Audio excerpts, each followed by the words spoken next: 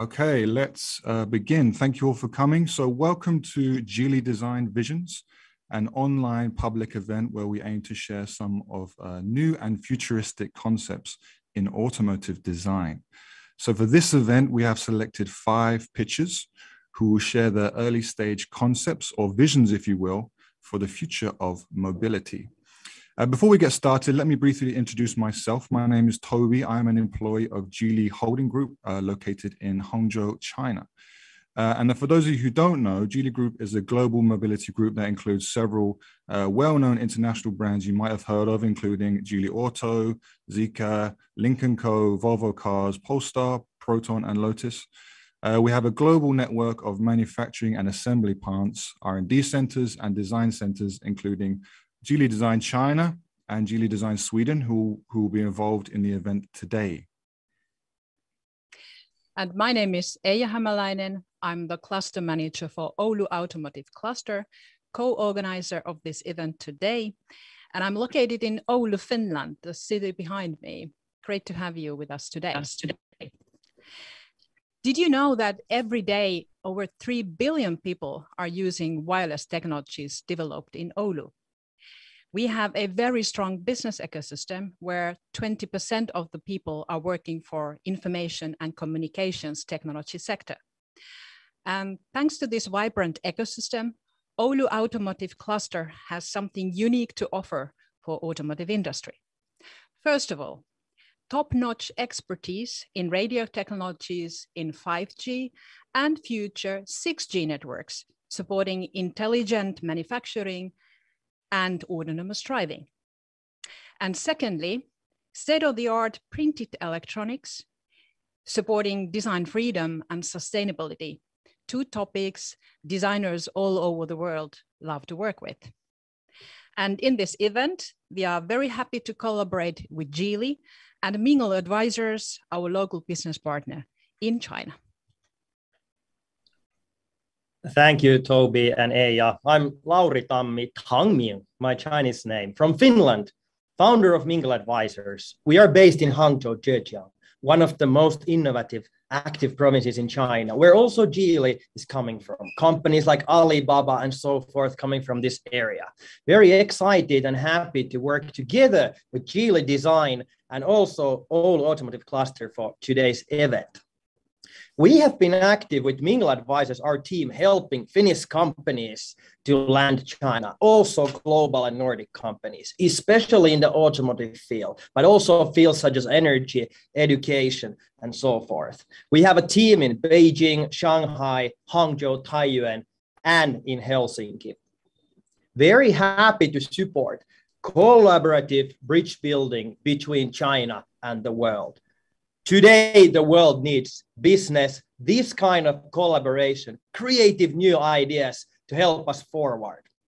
Very happy, honored to join today. If you're interested about to hear more of us and this kind of collaboration, warm welcome to visit us at our website, mingleadvisors.com. And thank you again for everybody for joining. Looking forward for energetic discussions on EVs, on new business models and autonomous driving mobility. Very excited about today's event. Thank you, everybody.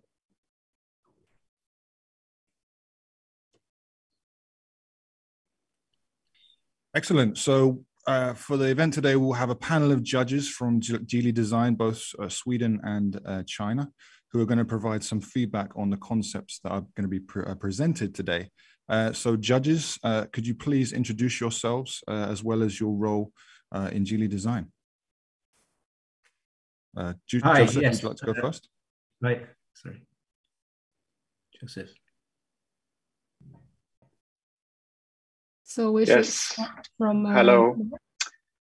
My name is Joseph and I'm chief designer at Geely Design Sweden. So I'm located in Gothenburg and this is my home office because it's quite early here still.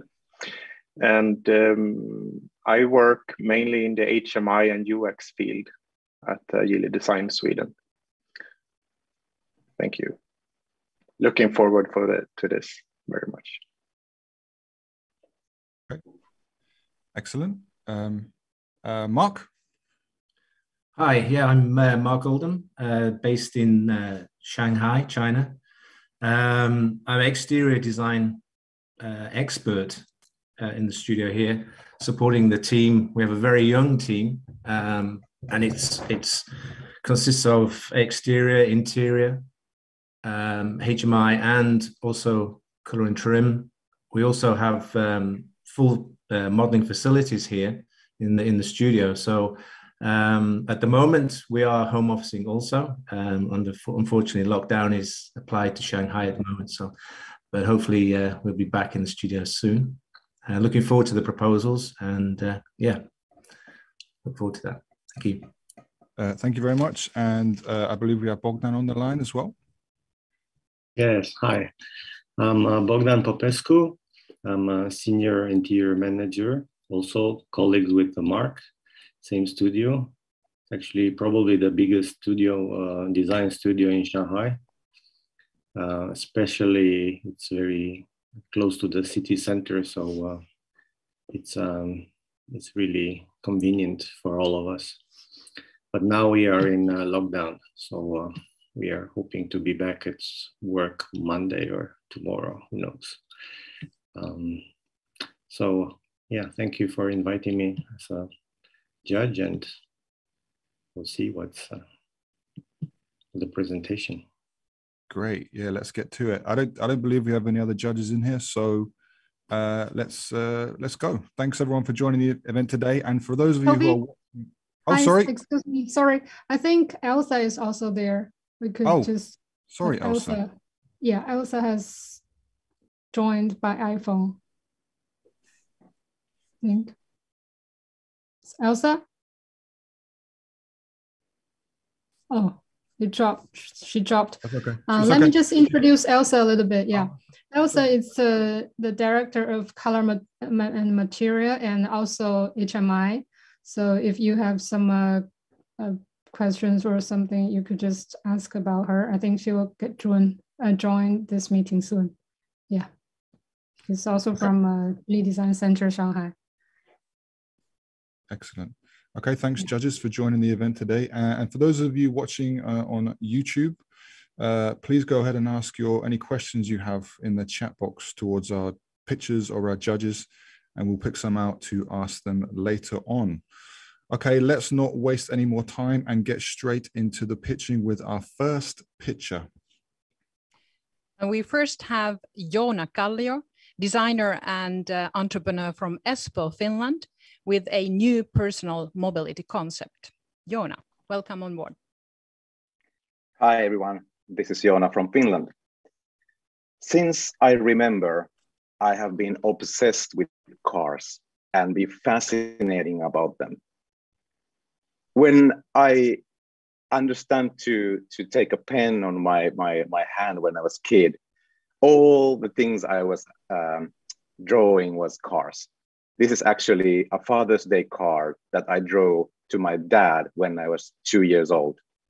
I have been a designer all my life, even before I knew there's an occupation called designer exists. I've been always living in the future and trying to imagine how it will be and bring that to this day. And this is what I do for a living now. 13 years ago, my life really changed. As an automotive guy, I was really worried about the future of automotive. Do we have the cars in the future that we can drive and enjoy? And I joined this group in Finland that were converting gasoline cars to EVs. And I helped them with the design and the communication and the branding, and really understand the possibilities of electric vehicles. And that led me to actually found my first and my own car company. It was the sports car company that have a digital roots. So it was ultimate mobile device, as we call them. That this was 10 years ago. There was a lot of lessons learned, and recent years I've been working on companies, the car automotive companies, with the HMI and UX of the future of mobility. But today I want to talk about something close to my heart. as I mentioned, I've been worried about how the future will go with the automotive industry, and do we have the cars? And if we look back like 100 years ago, as we all know that there were a lot of electric cars on the market and on the road, and slowly they were giving the stage to the gasoline cars. But what if there was an alternative reality? What if there was actually these electric cars went underground and continued to evolve? What if we have never heard about this because they were so silent and they were just racing on nights? And what if we have only this one picture of clue that this magical thing existed? The legend is that there was these things called ghosters. They were not roadsters and not speedsters, but ghosters because they were silent. The legend is that these things were built by mad engineers and driven by true enthusiasts. And today, I want to talk about the reborn of these ghosters. Introducing the Ghoster 2020X. It's a modular personal transportation platform. You see here is only one vehicle with many, many possibilities. In the core, there's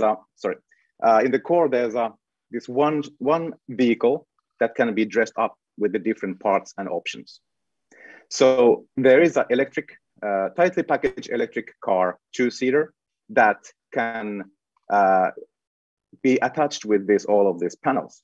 And the styles may vary, but the core is the same. The core is designed to be really tight. It's a carbon fiber body, and it has all the things necessary to drive the car and have some fun. And essentially, it is similar to a RC car chassis. So the philosophy of the Ghoster is not to take something big, complex, expensive, modern day car and make it like reduce it and make it simple, but rather than take something purpose-built small car like RC car and put that on steroids. One of the essential part of this is the core link system, which is the veins going through the chassis. This not only makes easy to attach and detach these body parts and options and everything to the body, but it also has the signal and control link, which means that regardless where the headlights are, you can still use the same switch to use those headlights. And boy, this has a lot of potential.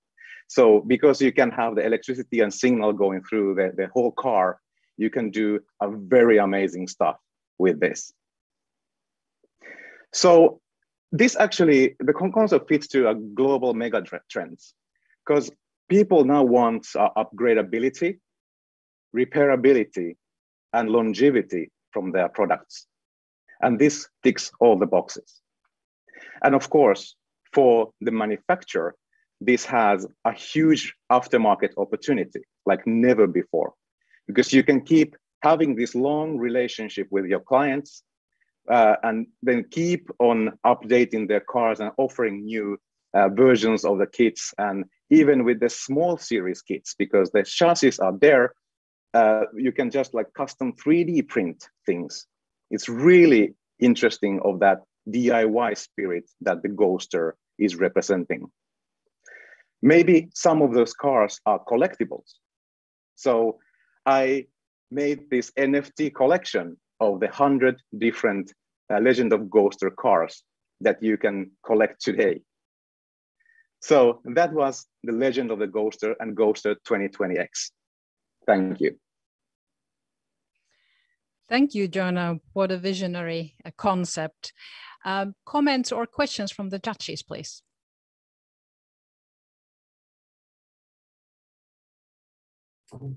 Yeah, if I may start. Well, I'm pretty impressed with the starter here. I think it seems like Joona has a real passion for EV, been involved for such a long time. The idea is very creative. I like the idea it's modular, that we can swap the panels. I think the idea that the car is small and lightweight is it's manageable by maybe the individual as well. It's not something that you have to service at the station. So I think everything that you're sort of looking at and the storyline that you've created around this product is very, very interesting. Even down to the little details where we're connected, each panel can be changed, but it's still connected. I really like this. And I think it would have, like you say, build up a good relationship with the manufacturer, and very, very versatile. I think from an exterior point of view, yeah, the designs, I like it. There's a sort of retro feel, there's a sports modern feel. A very stripped down racer sort of feel. Is the endless possibilities there, which are very nice, very nice. I think you sort of mentioned a lot of current trends, the sort of 3D printing, which is also something that we can modernize and personalize the car with. So yeah, very exciting. I like it very much. Congratulations. Thank you so much. Mark. Thank you, Mark. Any questions from the judges to Joona? Yes, hello, Joona. Very nice story and story background. I think it was quite funny. So that's always nice to have a backstory. I have a question. Did you consider with this modularity the aspect of circular economy and reusability and recycling and so on? Yeah, it's a great question. I think that the whole longevity idea is already really sustainable. So that I believe that already to having these parts made of something that can be composed and make it simple. That's one of the things. I think that there's, because of the modularity, there's always, of course, challenge of that people will just have like too many parts and they just interchange them all the time. But that's a part of the product design that you can have your own personalized car and have it for a lifetime. So for me, already that to keep the same vehicle or the most of the vehicle through your life, that's already like a win for the circular economy. Great, thank you. Okay, thank you, Joseph, and thank you, Mark, for the question and remarks. A very strong start for the event. Maybe we move on with the pictures. Toby, to you. Yes, what a great start. All right, let's keep going. And next we have Jason, who's an automotive designer from Hong Kong. He is going to introduce his revolutionary new concept for flat pack vehicles. Yes, flat pack vehicles. So let's see what he has to say. Thank you, Toby. Hi, everyone. My name is Jason Wong. Today, I'm going to present my idea, flat pack vehicle. To begin with, let me introduce myself. I'm an automotive designer based in Hong Kong. I'm a big petrol head and always curious about things around me. I went to study automotive design at Coventry University, and I went on my Master of Transportation Design at IAD, Italy. I'm also responsible for designing the first homegrown sports car concept in a Hong Kong startup. With my previous experience living in different cities, there always seems to have no easy way to daily commute. Either you rush to the interchange with public transport, or you're stuck behind in the traffic when you are driving in the city center. Especially in this case, the pandemic time, people are seeking for a safer, a more efficient way to travel. Therefore, I come up with my idea, the flat pack vehicle. The flat pack vehicle virtually means it can be flat packed or transformed when they're not in use. In the dawn of electrification and autonomous driving, I see there is a great opportunity to have something radical designed to improve our daily commuting experience. As you can see from the image, nowadays we have the problems in rush hour, sitting in the queue, waiting people just to get in on and off from their vehicles. There are insufficient space for parking and for loading in the business area. Also, to own a car is difficult and in the urban area, and they're expensive to run. Therefore, come up with an idea. Why not we have a flat pack design to have a modular construction? They can be flat pack and to reduce the footprint when they're not in use. Also to take out the ownership, the hassle of the ownership of a car is on a subscription base. Now user can tailor-make their journey to use the space more efficiently. Also the hop-on, hop-off leisure allows people to get in and out of the car more easily. For the inspiration of the vehicle design, I got inspired from collapsible furnitures and also the tangram puzzles. The triangular shapes fascinates me. They are really, it has strong dynamism and also has good to rearrange and you can play around with. At this stage, we can looking at newer technology so we can have a new type of vehicle architecture. We can see the powertrain can be installed inside out of the package of the vehicle. In terms of design, now without the engine, I can play around with the proportion and form a bit further. Now I can make the car much lower, wider with stronger stance, incorporate with triangular shapes that gives a lot of aggression and sportiness to it. So who say autonomous driving are not fun at all? Now, all the parts are 3D printed. The main body is made of recycled material. It acts as a primary protection for the occupants. The battery pack and the in-wheel motor hub locates underneath right at the bottom of the vehicle to keep the center of gravity low. For the front protective step plate and the auxiliary controller, it acts as a secondary protection for the occupant. The storage area is right underneath the seat so the people don't have to go around to the boots, so they have easy access to it. Also, for premium user, they can alter their cockpit area if they wish. Also, there's an important feature idea in this concept is to have a fresh car every time. When the car not in use, the vehicle will be designated to a local hangar for preparation, i.e. charging or repairing. This also take out the finding parking spot hassle. So how do we start using the service? Well, you can start downloading the app, you can start planning and reserving your trip, and the vehicle will arrive on time at the pickup point. Once the vehicle almost arrives to the destination, it will notify the user to get ready. And at the same time, the inter-car communication will start to communicate to each other to avoid overlapping drop-off location.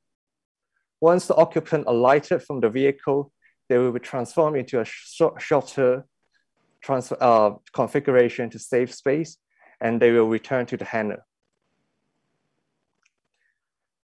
Now, when the vehicle arrives at the hangar, they will automatically pull by a magnetic platform for disassembly.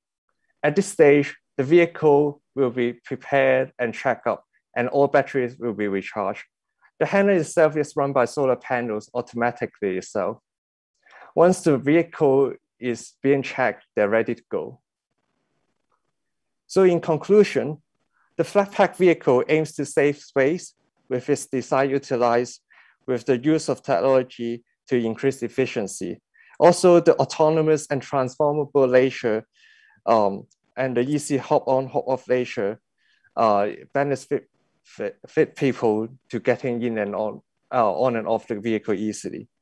Also, the centralized surface handler to keep the running costs low and take out the hassle of finding a parking space. This brings the end of my presentation. Thank you for listening. And if you have any questions, please feel free to ask me afterwards. Thank you. All right, thank you very much, Jason. Before we refer to the judges, we actually have a question from an audience who's watching on YouTube. And BVC 100 asks, wondering how safe this is if all ADAS technology fails to deter an impact. So what are the safety implications of having this flat pack design? First of all, this is a very good question. I have looked into the issues. What if the technology fails? First of all, the car is packed with cameras and the whole system is based on the network. So if there is something wrong in the network, they will notify each other and the admin will and the staff will look into it. Also, the important thing is there is an auxiliary driving controller in front so that if everything fails in the worst scenario, the user can still maneuver the car or the vehicle by themselves to pull to a constant stop at the point. So yeah, it should be fairly safe and prove to be a way to moving forward in new time of transportation. Okay, great. So now let's turn it over to the judges. And if anyone would like to share their feedback or what they like about the design or whatever, please go ahead. Yes, Yeah. Can I start? Because as a Swede, you know, we have IKEA and they made a fortune and are worldwide with their packed, like flat packed products. So I think that is actually very clever, and I haven't seen much of this concept. So I find it quite unique actually to have flat packed vehicles, and you identify the real problem of congestion and lack of space in city centers. So that's good work. I understand that the concept is super high level still, so it would be nice to see the next iteration of it going more into a feasibility stage. But that was just my feedback. It's very interesting, an eye opener. Thank you very much. Thank you very much. Thank you, Jason. I really like the idea of having a cool alternative to the electric scooter instead of just going from A to B in a very simple way. I mean, you could have the impression that you are driving a Formula One car, although it's in the city. So the idea of having open top might be a burden for some, but for some might be a pleasure in the morning or in the evening going to work. So it's like the idea of like an electric Lotus 7 or small. And I see it by, I see like an origami, you made it. So it can be probably 3D printed flat and then it pops up. So it's cool. Cool. Thank you. Thank you. Yeah, I'd just like to add to what Bogdan said there. I think both living in Shanghai and Hong Kong, we appreciate that it's a very congested city and we need to look at clever solutions. I think the alternative to an electric scooter, the next step up, and it's certainly more exciting to be driving. I like to mention the sort of EV point there, whereas you've taken advantage of the new packaging, or at least the reduced sort of restraints, and the fact that we could probably look into this sort of folding car and keeping all the components intact is really interesting. Like I say, I think looking at it from the perspective of a very congested city, it's a good starting point. We certainly share those pains here in Shanghai. Yeah. I think as Joseph said, it would be really nice to see that next iteration, that next step, how it folds. How I think you've looked into that circular sort of where you go from home to office, and then how it can be recharged and recleaned, and then but to see how we can take advantage of the folding concept would be that, I think, the next step for this project. Really cool. Thank you. Yeah, cool. Great Thank feedback. Any other comments from the judges? Otherwise, we'll move on to the next picture. And our next picture is Nadav Keshet from Turin, Italy, with an idea of using magnets for a new type of powertrain. Nadav, the stage is yours.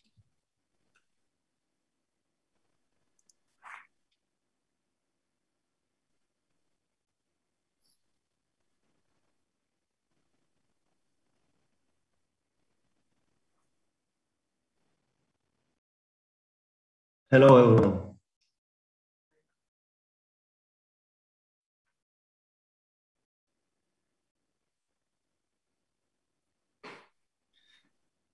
Hello, everyone. My name is Nadav Keshet. I'm from Israel, currently living in Turin, in Italy. And here today, I would like to present you my vision for Geely Design Visions 2022. So a little about me and design. Since I can remember myself, I had a passion for art, design, cars and vehicles. And here you can see my last few years, since 2015, where I finished my service in the army of the IDF as a combat officer. Afterwards, I went to work as a carpenter, started gaining some tools with my hands and like to shape things. Afterwards, I understood I want to study it deeply and understand more about it. I went to study product design in HIT Holon in Israel. I studied 1 year, and as you can see, also there my passion came out to light. And after the first year, I decided I want to pursue my dream, and I left to Italy, to Turin. I studied at YAD. And here you can see a picture from the last summer when I got my bachelor degree as a transportation designer. So about my concept, I really thought that I want to create something different. I want to change the world. I want to try to improve it. I use magnets as the main source. And I thought that maybe if I will use magnets, I will reduce carbon footprint. I will gain and sustain speed. And at the same time, we'll create something really innovative and new. I thought about the possibility of taking out the wheels out of the, disconnect them from the vehicle itself, which means there will be a magnetic cases with magnetic pieces inside of the wheels. And in that way, it will be a totally new experience for the user that will change norms and state a new more principle by them. So, why we need it? Why to use these magnets? So I thought that with time, we always develop, we always get further, the technology get improved, everything is improving. And I thought that maybe the magnet could be the next tech solution for this case. Using magnets would automatically reduce the weight from the vehicle by taking out some of the mechanical parts. And also, the future cities will be more connected. Everything will be sustainable and working together, which will change automatically the use of a vehicle inside of the city. And of course, using the key phrases of eco-friendly, environment-friendly, eco-design will totally change the game. And I think magnets are the perfect fit for it. So I did an inside-out design formula. I tried to think as an engineer before I started as a designer and really try to make it function. I'm a really functional guy. So here you can see the batteries itself and the magnetic wheelbase, which will be also the suspension and the magnetic engine. Here is a bit more deep dive inside of this levitation system. So here is a key sketch that I started from, starting to understand and defining the shape of this system, the mechanism itself. I really wanted to understand if it could work. It's really was important for me to make it make any sense in a sense of creating a new technology. And at the same time, I try to understand the benefit of using this magnet and creating this new transition between different road conditions. Here's an exploded view of the system itself. So the magnetic wheelbase, basically the suspension and magnetic engine will connect with this bullet-shaped motor that will be divided in two, the motor base that will stay inside and the motor edge that will rotate the wheel itself. There is the rubber shell of the wheel that will include inside of it the magnetic strings that will help it to rotate while driving. So moving in to the interior design, as I said, I really tried to think of a new experience, not just in terms of magnetic, also in terms of creating a new environment for the users. So the driver will be, it will be a driver-oriented with a family-feeling environment, but will create a totally new form for the vehicle. As you can see, the driver sits in front, he can enjoy the ride, while the family can enjoy the back, which means, let's say the father is driving, so the mother next to him, as you can see in the picture, in the sketch, could reach easily to the kids at the back. Here is a driver view, so you can see the dashboard, the pedals, windshield, and all the front part environment. Deep dive into the interiors, a bit of details. So everything will be recycled, the chairs, the 3D printed the dashboard. There will be a possibility, as I said, everything going to be magnetic, with this magnetic filling. So also the steering wheel itself will be held by magnetic strings that will keep it inside and outside while driving. So you have these open and closed versions for autonomous driving and joyful riding for the driver. And following that positioning and all of this new form of seating will create a totally futuristic exterior design, which will come out with a kind of a dripped oval shape. It will, as you can see by the sketches, I started from this key sketch and went to this process to reach this final design.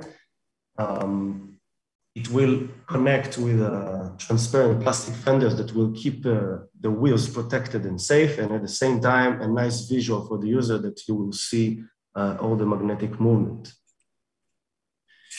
Here is a front view in futuristic environment. And about the rear. So the rear storage compartment will be different than we know.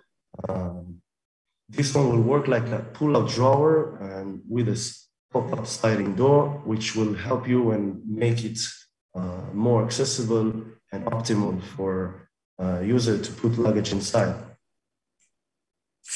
About the doors, so it will be a pop-up door that's going one on top of the other in that kind of movement. So it will occupy less space around it and will leave the passengers to enter and exit easily. Here are some more details about the wheels and the system itself. Thank you very much for your attention. I hope you enjoyed it and see you in the future. Thank you. Oh, sorry. Thank you, Nadav.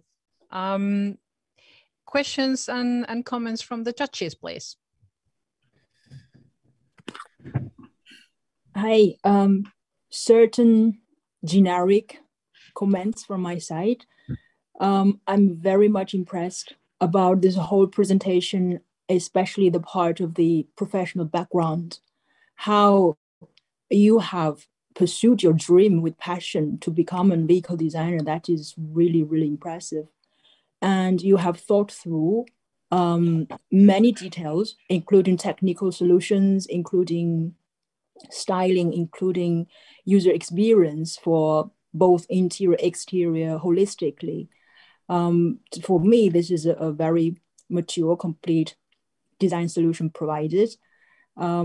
Not going into detail, there is a saying that people don't buy what you do, but they buy why you do it. And you mentioned that you want to change the world, you want to improve it. So I would really recommend and encourage you to continue your dream, your passion, and you will get the success that you desire, you dream of.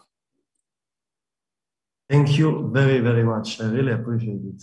Thank you very much. You're welcome. Thank you. Any questions to Nadav from the judges, please? Yes, hello. Thank you for a very nice presentation, Nadav. Have you looked into power consumption? I know it sounds a bit boring, but you know, magnets, they need power to run.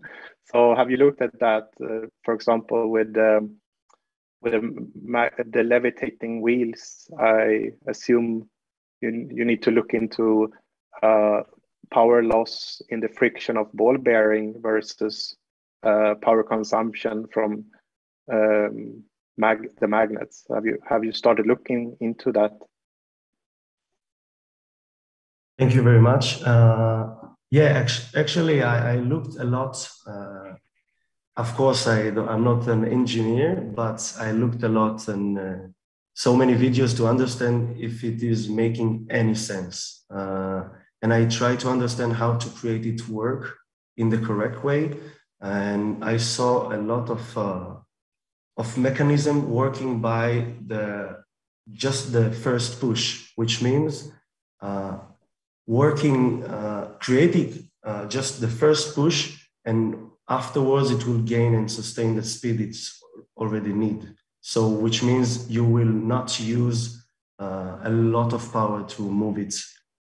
Like it will keep sustaining and sustaining and sustaining, which will also, as I said, will reduce the carbon footprint outside. Nice. I love that you already looked into this. So thank you. Good work. Thank you very much. Hi, Nadav. I just have a few points. Excellent presentation. Really nice visualizations from the exterior and interior. And also, I do like the idea that you're challenging the sort of the next sort of EV and the power source. The sort of points you made about reducing weight and mechanical parts, I think, is enough to sort of at least get my interest and see how you can move that further forward. Sure, as Joseph said, there's other technical problems to overcome, but really I like the visual presentation, the exterior sketches, and I think the packaging from the interior, very, very nice, very well thought out. Yeah, very good. Thank you very much. Thank you very, very much. I really appreciate it. All right. Any other suggestions or feedback? Otherwise, we'll move on. Bogdan, sorry. Yes, I wanted to say that. Thank you, Nadav. Was that what I liked a lot was the fact that the tires were actually used as the rotor of the engine. I mean, the engine was not like a separate part in the wheel, but it was incorporated, so you don't need a tire anymore. So that really will reduce the weight, that's for sure. But it's quite innovative. Let's hope in the future we'll have something like that. I hope to. Thank you very much, Bogdan. Thank you. I'd like to just take this chance to mention some audience comments. BBC 100 says, wheel motion can probably use the concept of maglev, but that suspension utilizing magnets are quite good. As long as the magnet holder on the vehicle structure side is strong, it might be possible. Probably one fixed magnet on structure side, then another fixed on a sliding tube, so a suspension mechanism probably. I don't know if you have anything to say about that.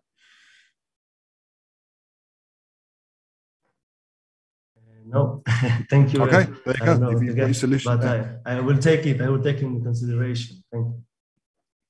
Anyway, so yeah, please, if you're watching this on YouTube, please go ahead and ask questions to our pitchers.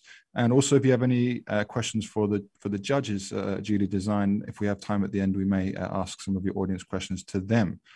Moving on, our next pitcher number 4 is Stefan, mobility and industrial designer from Copenhagen in Denmark, who would like to share his vision for a solution to urban mobility. Thank you, Toby. So good day, everyone, and welcome to this presentation of Copenhagen Light Rail. I am Stefan Perriard, a designer who wants to show how a future light rail can connect the city with more than just transportation. I'm a Danish designer focusing on mobility design and how we move about in the future.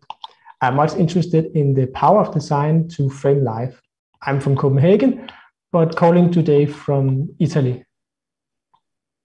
So to begin, I would like to tell you about my time in Copenhagen, actually the outskirts of Copenhagen called Tingbjerg. Here, a new culture house has been built that has lifted this vulnerable area with a new community center. It's locally designed, made for the citizens, and is something everybody likes. So I was wondering, what if public transportation could be like that? Imagine public transportation that you actually like to use, that is community-driven and really tailored as part of the city. Perhaps there is a chance, as the city of Copenhagen is investigating new transportation for 2035 that will connect the districts Nørrebro and Bystævnet and Tingbjerg in Copenhagen. So a light rail is in favor to be built due to its low cost, but the citizens are protesting because who wants a railway in their backyard, right? So therefore I set out to inspire how exciting the future light rail could be. Today, the northern part of Copenhagen, Nørrebro, is congested by bicycles and buses. A light rail traveling at 30 kilometers per hour with rapid departures will give the capacity needed. But going through years and years of construction gives the chance to rethink the streets, as they will have to be rebuilt. So why not design the train and the rail, the rail and the streets as one? So therefore, transportation must fit the local culture. That Nørrebro is young and vibrant, and Bystævnet is more like working class, filled with street art, and Tingbjerg is raw and multicultural. So the challenge is really to show how a rail can be a yes in my backyard experience, enhance the local areas, and make the train inclusive for all passengers. So here's what I'm proposing. A light rail going from Nørrebro to Tingbjerg, and with 48,000 daily users in 2035, it will be the most used piece of architecture in the area. The train will have a route that connects libraries and supermarkets and hospitals, and it's really an opportunity to mobilize these static functions across the rail network. So my design consists of a train and a train car, where the individual train cars are modular in their interior and can be used like dedicated bicycle cars, or the cars can be turned into, let's say, healthcare clinics or pop-up shops, creating a new social infrastructure that can move experiences and goods across the rail and make the outskirts more accessible. Like here in Bystævnet. So by integrating the train at strategic places, it can support their communities. But when we're designing something as integrated as a light rail, it's also about designing the streets. As you have to dig up the streets anyway, the area can be refitted to the citizens and delivering stations like public spaces as these new social activities. So Bystævnet, an isolated area, can have new recreational spaces. An add-on TV screen turns literally the train into a drive-in bio and gives the community a place to gather in their carless streets. And Nørrebro has this unused spot that the train station can turn into a pocket park to slow down the urban pace. Now transformed into a pop-up restaurant. And these could be well-known restaurants from the downtown area, now accessible here. And local street artists could decorate the train, making them public galleries. Trains are tagged anyways, especially in this area. So why not celebrate it as part of the local culture? And Tingbjerg has a multicultural marketplace that can now be expanded with fresh deliveries of goods. Here, the rail could drive in local products and sell it like a mini bazaar market. Or it could be a pop-up COVID test center for remote parts. The interior tries to offer something for everyone. So wide doors on the one side makes it easy to hop on and off and maximizes the standing area, as most trips also will be under 10 minutes. As there's only one entry side, it also removes all doubt about which way the train is heading. A bench of flip-up seats makes the entire train into a flex area where everyone can sit equally. And the interior references this raw local spirit, street furniture, and the materiality of the city. The U seats are just large enough to be shared with a loved one or sit isolated. And it's all designed in this modular system, so simple it can be locally produced in the small quantities needed.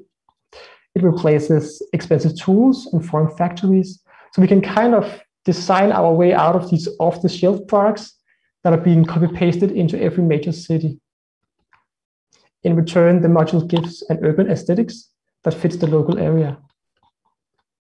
So Copenhagen Light Rail is a modular train design for the local community. And I seek to inspire future public transportation projects by showing how the rail can be part of the aesthetics of the city, support social inclusion, and be a spine for everyday transport. So thank you for listening.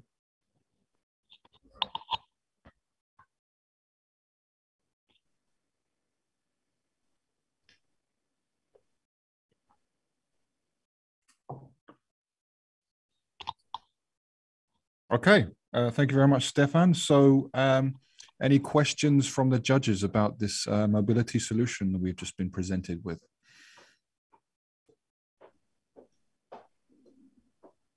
If not, please share your ideas.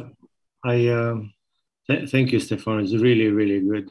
I'm also an architect, and I really enjoy seeing solutions that are not just for the sake of styling, but definitely for with functionality. So it's really, really interesting to see that, and I really hope one day I'll visit Copenhagen through this tram. Thank you.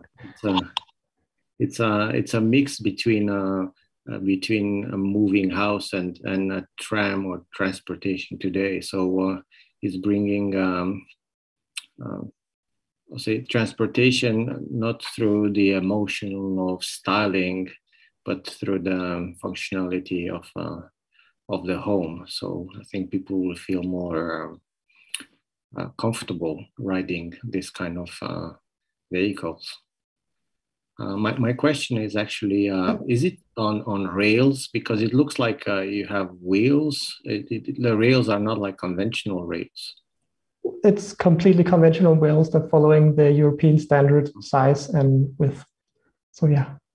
Because I was looking at it, that probably could be almost like also like a bus, not on conventional rails. That would be much cheaper to probably make it. Yeah, thank you. Thanks. Following what Bogdan just mentioned, I have the same question about either it's on track or it has the possibility of having wheels. Above all, I really, really like this overall idea. It is a lifestyle that you're creating there for the city. It provides new possibilities for people living their daily life.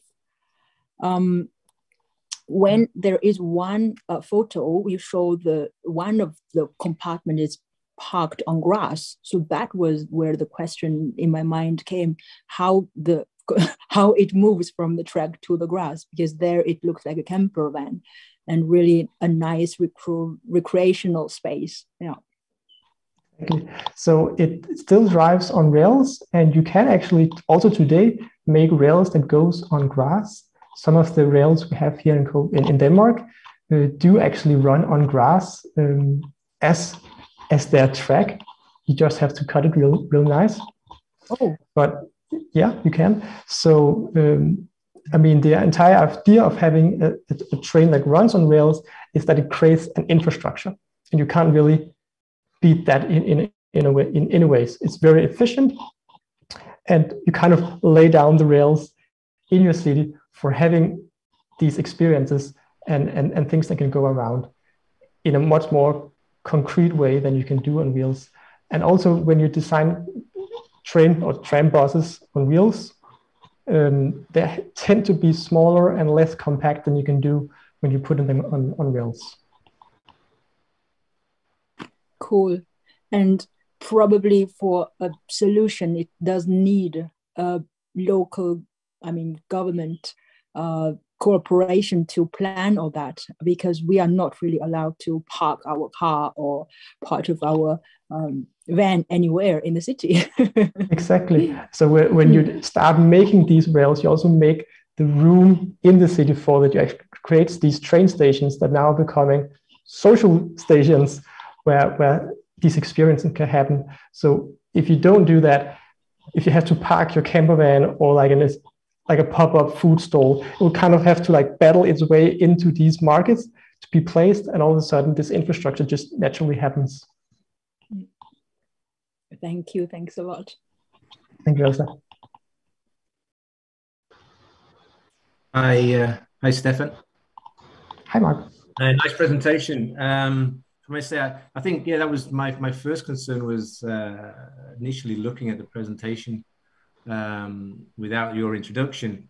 It just felt like it was another metro train, and I couldn't see where it was moving to. But I think really what I see and what you presented is more individual units that can connect and almost like pontoon together, sort of forming this unit. So yeah, I think from that point of view, if the story came across more as these individual units, I do have the concern, as Bogdan and Elsa have mentioned, of how flexible this could be. Maybe the rails is a positive solution, or maybe there's another solution there which can be implemented without sort of the thought of actually breaking up the roads and building this infrastructure. If there's something else that we could use that could simplify the process. But I think the idea and what the whole story behind it is very nice, very good.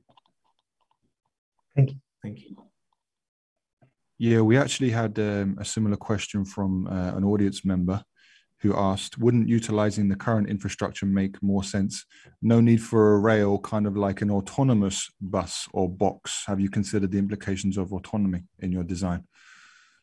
Absolutely. So this rail actually is autonomous, and you can more easily make a rail autonomous in the city center because it's on rails, because it's only driving 30 kilometers per hour, and because you're kind of reprogramming the streets from being car-based to now being public transportation-based and bicycling-based. So doing that rail shift actually makes it possible to get rid of the cars and reprogram the streets to the citizens. Okay, great. In that case, let's move on to the next picture. Who is Jarkko Salonen, vehicle designer graduate from Lahti, Finland. And he's combining living and traveling in the future. Let's have a look on Jarkko's design. Okay, hello everybody. My name is Jarkko. I'm a vehicle design graduate from Finland, from Lahti, Finland. and I'm here to present my vision of Kota. I've always liked cars and drawing, so maybe that's why I ended up here. I'm still seeking my job in industry, and currently working at wheel factory as a welder. I'm also planning on near future for applying for masters. So moving on to this Kota thing. What is Kota? Kota is a Finnish word, which means it's a teepee-like hut for people like hunters or hikers in the wilderness, which they basically use as a shelter there. Moving on, in recent years, the demand for caravans has been increasing hugely, and maybe people are looking at different ways to travel and experience the travel itself. So yeah, I wanted to create an alternative way of traveling and living for those traditional campervan lifestyle. Sustainable, of course, more like sustainable traveling. Let's say if you take a jumbo jet and fly to the other side of the world, instead of that, you can just jump on your vehicle and enjoy the trip and make a camp whenever you want. So the basic idea was to combine a tent and a car. With future technology, obviously, autonomous and battery powered, needs to be off-road capable for rough terrains, and modular chassis to adapt to those environments. Also customizable interior elements for different user scenarios. It also needs to be more affordable to appeal younger people like this, whose lifestyle are very active and sports focused. So yeah. Moving on to some ideation sketches. I started on figuring out different styles and what could it look like. So there's different styles like military truck and Moon Rover style of vehicles. And yeah, on the bottom here we can see what I thought how this tent section could transform when switching from drive mode to camp mode. So basically extending the tent section for making a camp. You can also hang it on tree. Out of those sketches I made two, I chose two different styles, which this is first one, which is more like exploration vehicle style for let's say extreme sports lifestyle people. It can also be used as a delivery vehicle because it's modular body.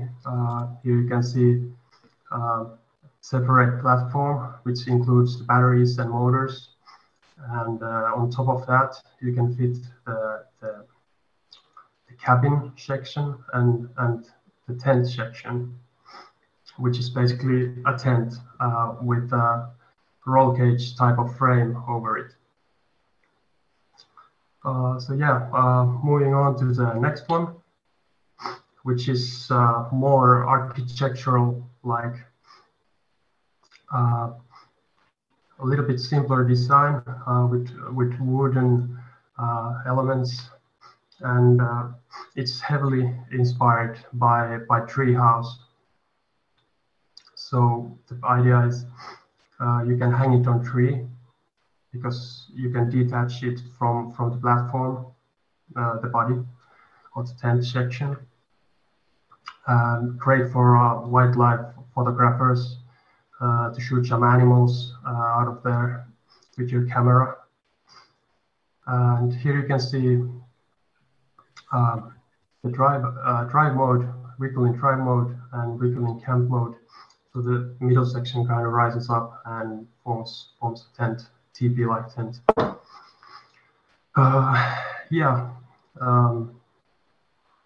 From here, I'm going to develop this further and maybe focus more on the interior.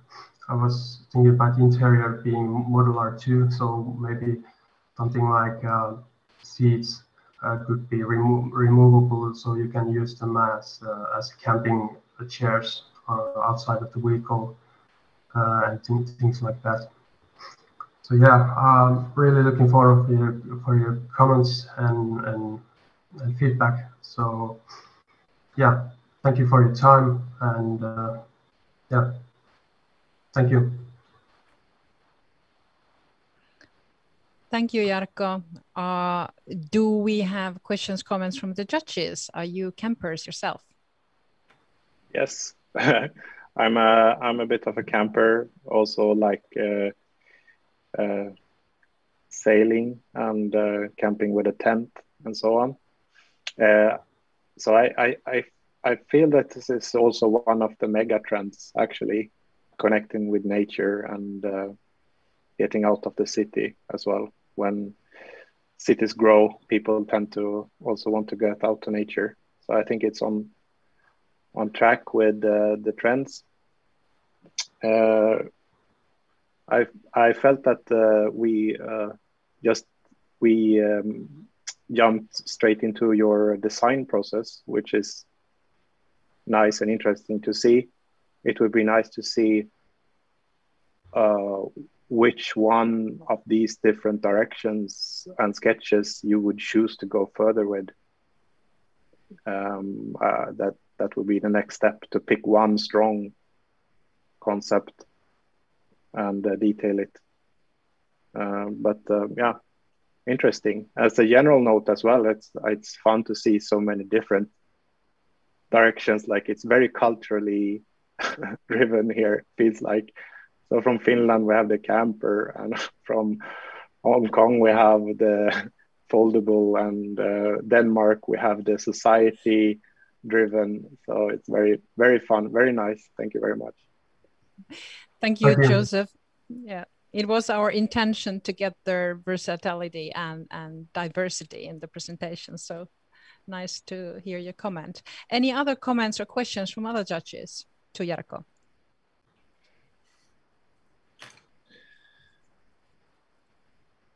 Hi, Mark. Yeah, I particularly liked, and I think as Joseph said there, that it is a trend and very much on course in China. And I think the fact that it's approached from a more affordable basis, this tenting camp experience, something that can be built from within your vehicle. I particularly liked option 2, if I may make a preference. I think the idea that the original story came from this teepee tent and this expandable roof idea, I think, is something that would be nice to explore a little bit more of. And the materials, obviously, out in nature, perfect. I think if we could utilize some of those materials as well. Yeah, very nice project. Thank you very much. Yeah, hi, Jarkko. Thank you. I also like option 2, like Mark.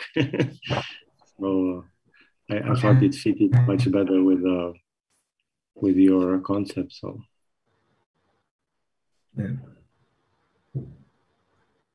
Good. Thank you.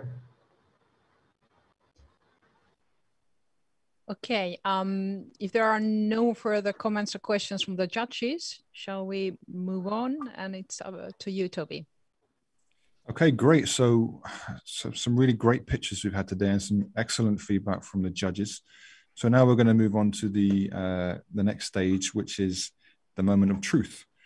But before we do that, we'll have a quick rundown of all the designs we heard today.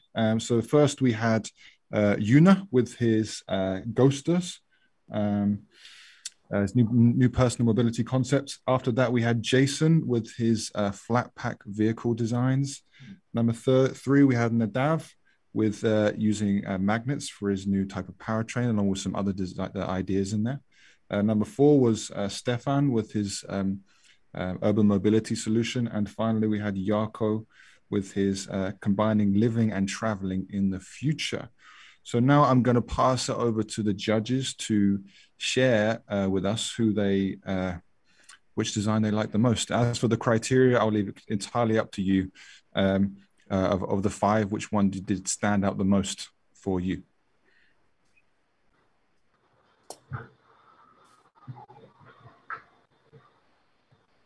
Please don't be shy. Go ahead. And it's very hard. We had a lot of great designs today. So from the judges, would anyone like to go first about which one stood out to them from their personal perspective? I can go first. I'll be a little less shy. So for me, Stefan's proposal will be more attractive because it's something that can be implemented anywhere in the world. This idea of transportation in the city, not individual, but as a community, could work very well. And we concentrate a lot on the individual transportation, but I think we should also look into the tram, buses, and how they could evolve as well. So as a solution, it's interesting because it's taking a step further the idea of tram transportation. So yeah, this is personal, mostly because from an architect point of view. But excellent. All of you were very good, so don't feel bad. Okay, then I will go second. It's difficult to really make a preference. Yuna's proposals, for me personally, I see it as more a collection pieces or really exclusive toy. Very, very nice.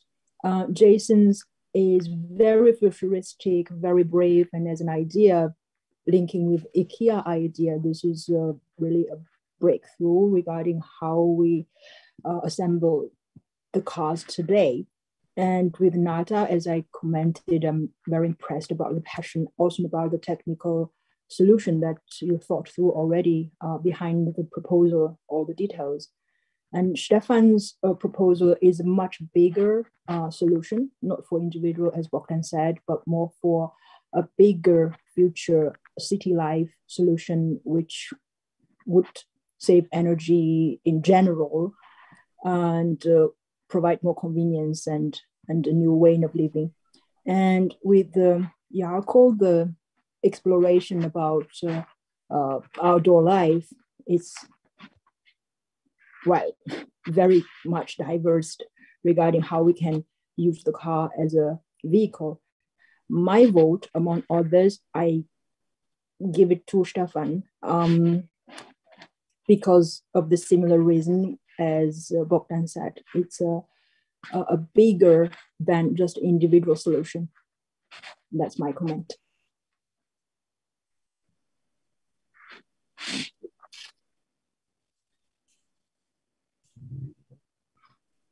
Okay, Joseph or Mark, any feedback from you guys? Which one stood out for you?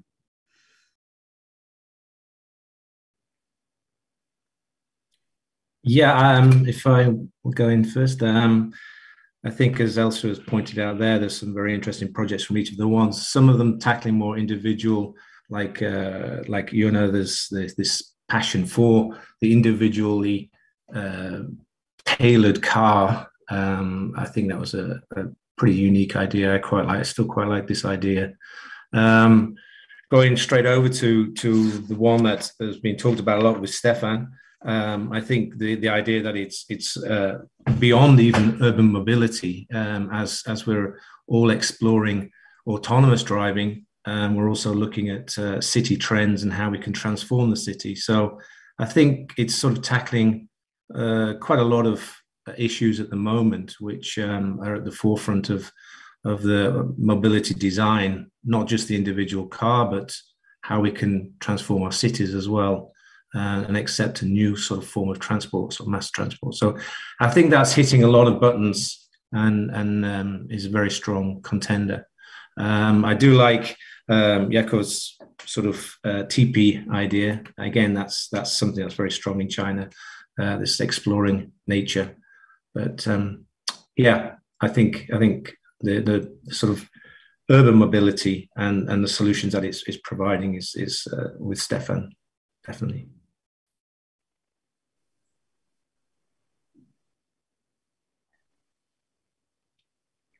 Okay, it's me last then. Yeah, I have a lot of notes here because there was a lot of nice ideas, and I agree with everything basically. But just going through it all, what my highlights were here.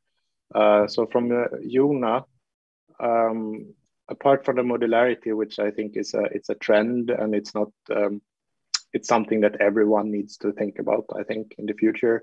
I think what's interesting is the small car aspect, not keep designing bigger and bigger cars all the time, but actually create smaller, very, very small cars.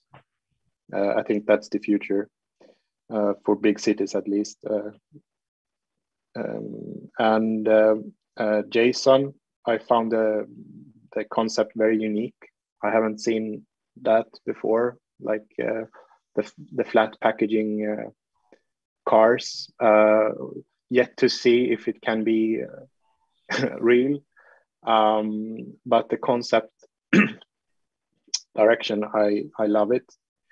And from Nadar, I think it's nice that you're challenging as a designer, challenging the engineering. That is what we designers always need to do. But to solve the engineering issues, you need to team up with engineering experts and be a very strong team together. Stefan, I really loved the look of the deck. It was a beautiful presentation, very polished, very worked through. I liked the design of the presentation and also the thinking of it all, how you connect with art and society and so on. And Jarkko, yeah, the third space is spot on. It's what a lot in the world need. But for me, it goes back to either Stefan or Jason. Jason, because it's so unique. And Stefan, because that was the only one that was not about me as an individual, but about us together. Yeah, that's it. I can't, it's one of those, and so it's up to you guys. Okay, well, I think it seems quite clear which one was the standout one from everyone. I think Stefan got the vote from most people here, so congrats to you. Of course, like the judges all mentioned, all these designs were very incredible. But yeah, unfortunately, we have to choose a winner. So we'll figure out a time to arrange a concept development session with Jason, with Stefan and the design team. But now we're gonna flip it on its head, and we're gonna give the pitchers a chance to maybe get some knowledge or learn something from our judges. So I've asked you to maybe prepare some questions or anything you'd like to know to one of our judges or all of our judges. So pictures, if you'd like to go ahead and ask any questions you have for the guys at Geely. Absolutely. May I start? Go ahead. So first off, thank you for the comments. I'm really glad to hear your feedback and also be part of this, be able to present today. The main idea was really to show that public transportation is part of the city, and it can be more than just a metal box, but we could actually reset this story by designing for the local community. So thank you for your comments.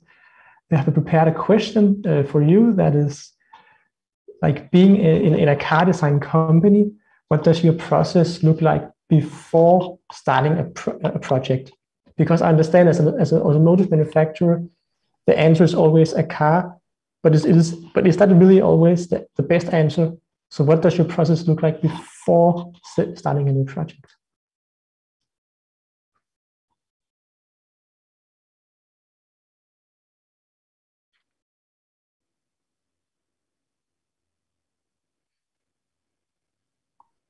Was that clear? Yeah, it was clear. You took a bunch of car people by surprise, I think. I see you on. You unmuted, Mark. Do you want to go first? I guess the process is always changing. Definitely, in today's market, we're looking beyond just the individual car and solutions beyond that.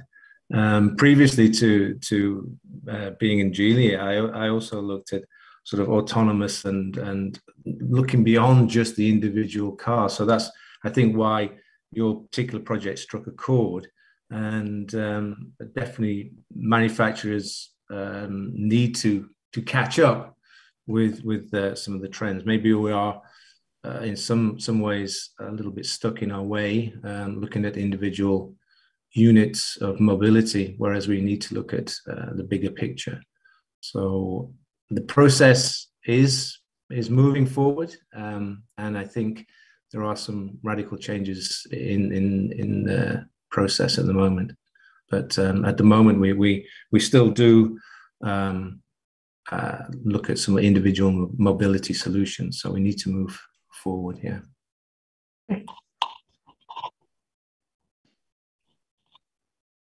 And in Geely Design Sweden, we have a smaller unit that are looking more into the future, and is not tight connected to a particular car project, but all the funding comes through the car projects. So we use that funding to also look into the future, because it will also help the next car project that will arrive in a year or so. So that's basically our process. We see the need of not looking only at a particular car coming in, but business-wise, that's how it's funded and set up. If I may, okay, please also just add a little bit there. As we are passenger vehicle, we're not doing the public transportation as you design as a project.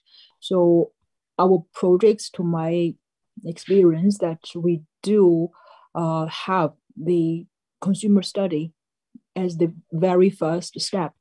Like, what is the current consumers' pain point? What do we need to answer to their needs? Which problem we need to solve? So all those user experience research would be the starting of any project. And of course, it goes down to business later when a project is really kicked off. But before that, there's a lot of advanced research and study.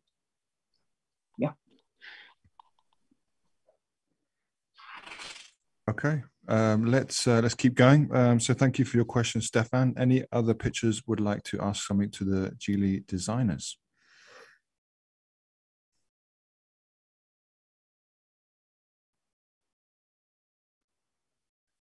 Yes, I would like to ask something. I wonder if In your perspective, as right now working in the industry, does you think that the pandemic of this COVID-19 impacts the way of designing a new concept or a new vehicle? Do you feel it's changed your way of thinking by terms of like, let's say, individually separating or anything like that?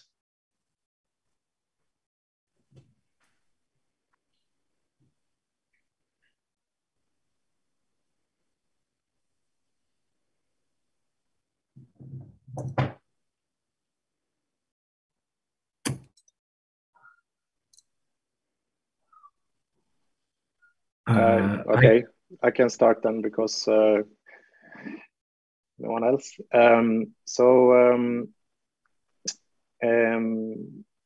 can tell you process-wise, when we design, it didn't change so much. In Sweden, in the Sweden Design Studio, we are roughly 300 designers, or 300 people. Not everyone are designers, but the studio consists of 300 something.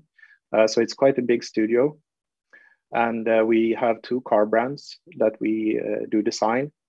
And during the pandemic, when it was at worst, because now Sweden is sort of back to normal, all the restrictions are gone, everyone is back at work and office spaces and so on.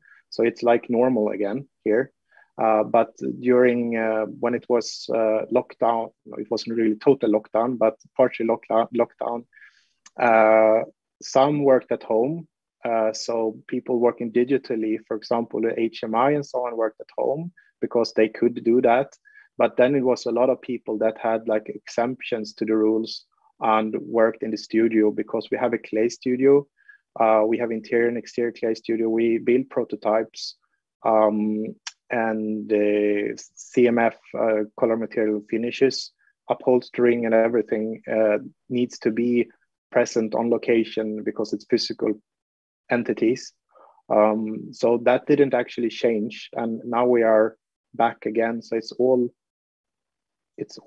back to normal. But looking at the products that we designed during the pandemic, we looked at those things, especially for the mobility type of vehicles that we are designing, sort of having different types of dividers in between seats and so on. But I feel that is something that was really temporary in a way. Like the world will soon, I hope, follow Sweden and come back to sort of a world, maybe not exactly as it was before, but not total dystopia.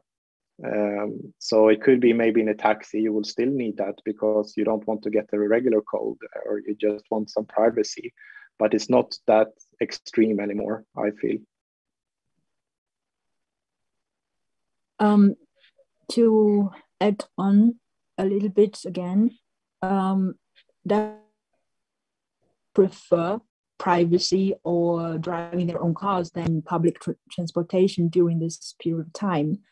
On top of that, for example, my professional background is CMF, color, material, finish, and interaction.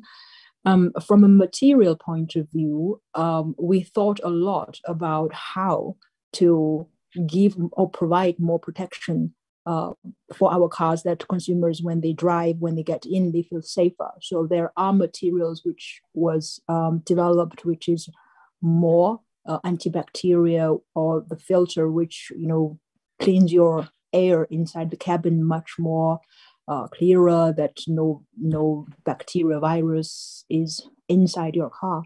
So yes, we do have certain technical solutions to make the in the cabin experience much more healthier than before. And this, after the pandemic, for sure, we will continue doing that. Yeah. There's one aspect to look into it.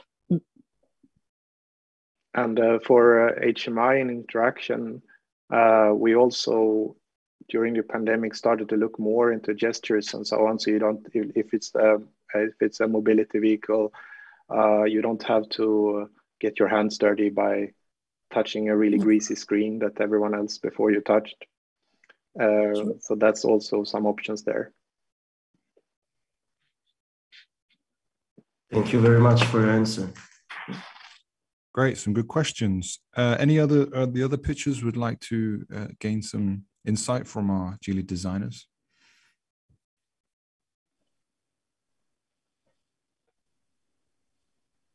Hi, I'm Jason. I would like to ask, how may the future of manufacturing by using new technology of manufacturing to have a more kind of footloose process instead of one having a mega factory to manufacture everything?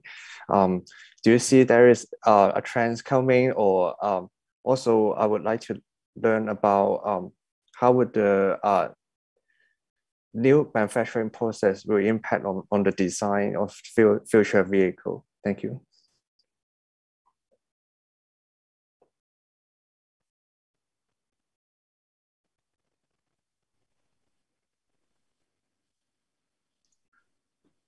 That's a big one. Any insight? Hey, it is a big one, yeah. I can't say that I know entirely some of the latest manufacturing techniques, but I think we look to our suppliers as well to support us in those sort of development areas. Definitely in terms of materials, I think, yeah, we sort of, I think from both the development of the EV vehicles through to from ICE vehicles, we can see some new technologies there, which are also helping us to in ease of manufacturing and also development of the car and reducing weight, or in case of batteries, maybe increasing weight. But we sort of counterbalancing some of these new technologies and working with them. So there are processes there, and we're working with our suppliers to sort of develop those.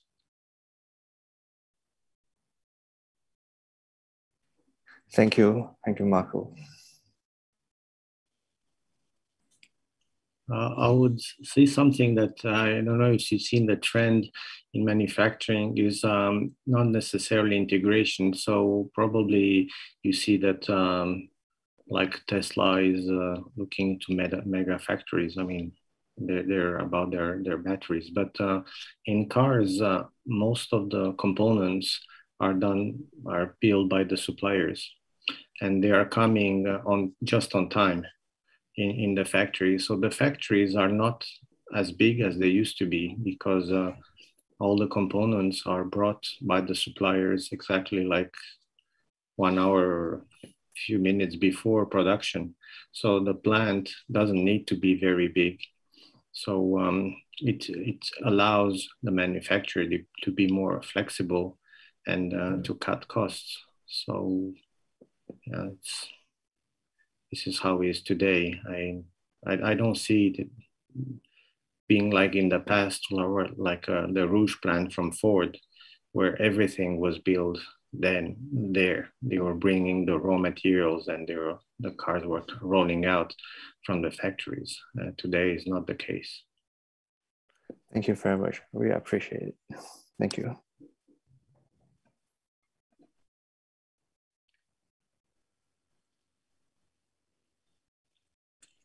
Okay.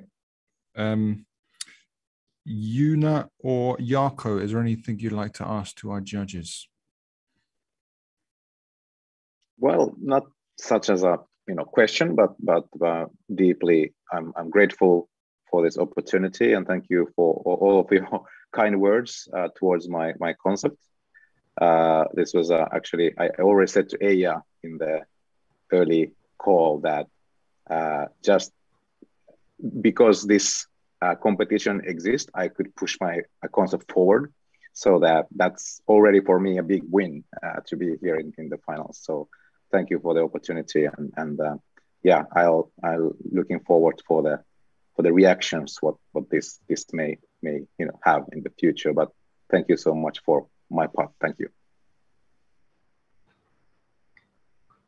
Yeah, same for me. As Joona said, wanted to thank you guys for this opportunity, and this is already a win for me to be here, so I can present my idea. So thank you for your time.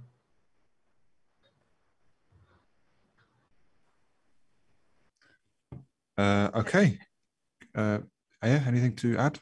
Yeah, thanks, Joona, Jarkko, Stefan, Jason, and Nadev. Are there any questions from the audience to our judges or pictures? Do we have chat questions at the moment?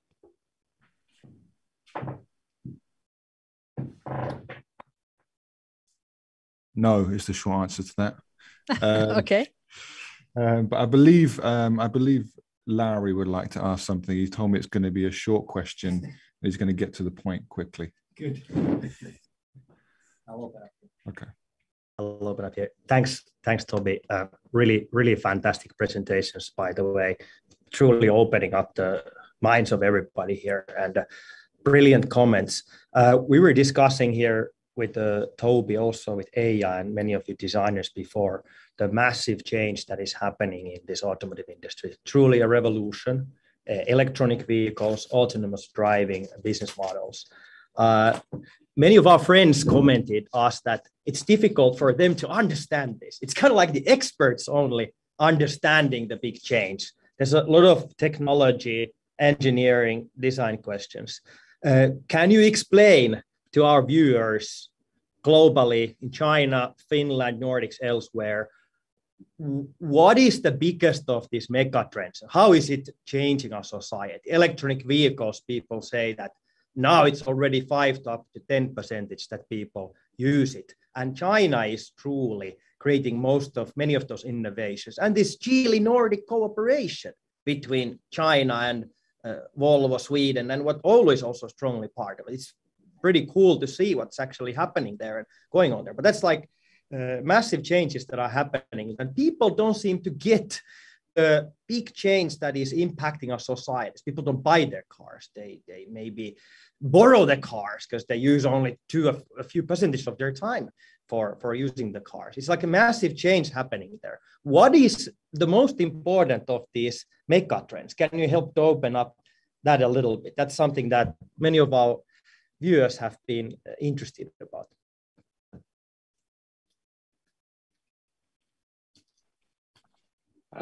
For the topic of electrifying, I think it's important to notice that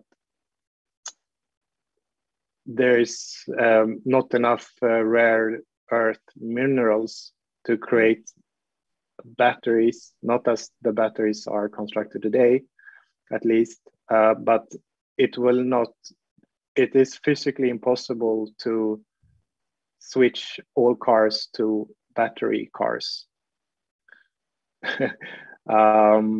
So that is not the answer, to just replace combustion engines with BEV. So we need to find the other solutions there. It will basically be the most developed areas in the world that can switch to battery cars. And then we are out of minerals, basically. Not even everyone in US. In USA, they have 300 million cars, which is basically one per each person, including infants and everyone, which is crazy. And if there is not enough rare earth minerals to create 300 million BEV cars. So that is something to take into consideration. I don't have the solution, but that's the backstory. So we need to solve this.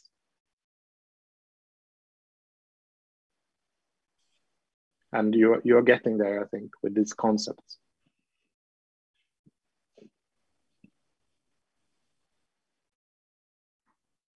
Yeah, I'd like to say I agree with the idea that it's not only that battery power is sustainable, that we have to look at. I mean, some of the other areas are hydrogen powered or whether it's synthetic fuels or something. But what I'm interested in the moment is that it's whether it's an EV car or an ICE car at the moment, is the technology behind it, the connected car, the information that we're getting, how cars are updated, more sustainable. I think at the moment we associate it with electric vehicles, but does it have to be? I mean, I think the technology that's been installed in the cars can also be supplied by other methods. So it's not always about just the EV power. I mean, from an exterior point of view, yeah, it opens up some new possibilities, not having just the engine in the front and taking up so much space. So from aesthetics, it's a nice option. But I think also, I know from other companies they're looking at hydrogen power and synthetic fuels to keep ICE cars. So there's all sorts of possibilities, but I do like the technology that's coming through at the moment, and the sort of almost connected mobility. Cars are talking to each other.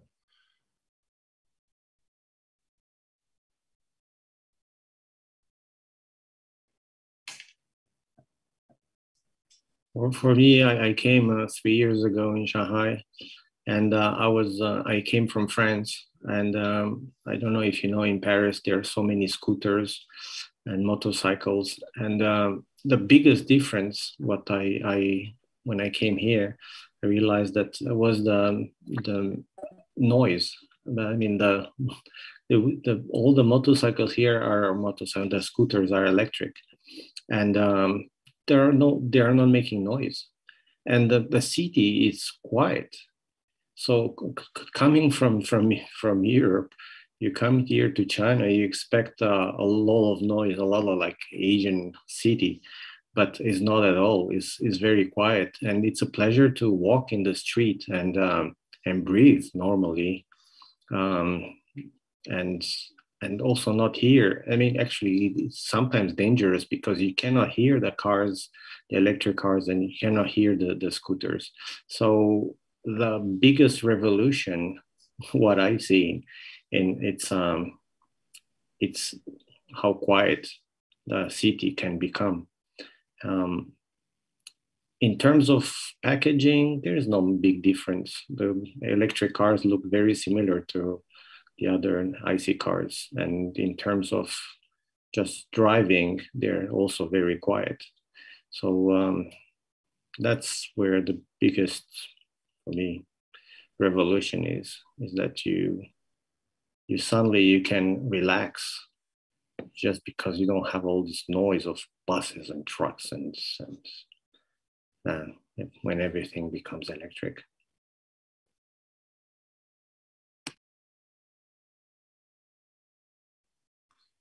Very good. Is Elsa still there? Oh, Elsa, would you like to share anything? Sorry, I just got disconnected. Just got back in. So we were talking about the EV tendency. The question was actually, what's the biggest trend at the moment in the industry? Mm. Yeah, okay. That's very obvious that our local China market, this percentage, just looking at the sales, how the percentage of the EV takes out of the whole volume, it's increasing dramatically during the last months. In terms of why this is happening, as a designer, focused on CMF and interaction design, I wouldn't say that I'm able to really tell the big social or technology drivers behind. But as a normal consumer myself, that looking into the comparison between an EV and ICE vehicle, there is definitely the advantage what an EV provides to my daily life comparing to how I used to drive an ICE. Especially here in China, in Shanghai, where Geely Design Center is based, the infrastructure is so convenient in terms of charging, and all this has been providing, let's say, support or the conditions for average consumer, including myself, to move potentially from the ICE to the EV choices. Back to you, Toby. Thank you very much, Elsa. All right, I think we've got a lot of insightful knowledge there to think about. Then in that case, we'll just wrap up. Thank you to all those who have attended, including the judges from Geely Design in Shanghai and Sweden. Really appreciate your feedback, and I hope it's been useful feedback for the guys who've pitched. Thank you for the pitchers for sharing us their visionary designs, and I hope you've received some good critiques today. And also for those who've been watching in the audience. Please follow us, group, Geely Group, Mingle Advisors, and Business Oulu on whichever social media you use to stay up with future events like this. We've had some great dialogue today. I invite everyone to connect with each other and keep the conversation going online. To make this easier, we've added the contact information for all the pictures in the YouTube description. So if there's anyone that you would like to discuss their ideas with more, you can find the information in the description on YouTube. Enjoy the rest of your week and have a great weekend. And thanks again for joining Geely Design Visions.